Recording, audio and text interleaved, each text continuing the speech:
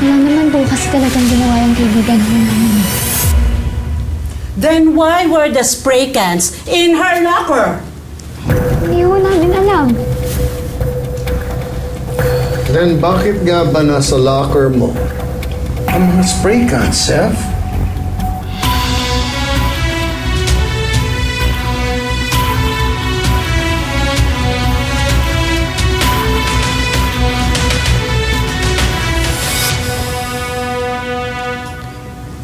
Mr. Rodente,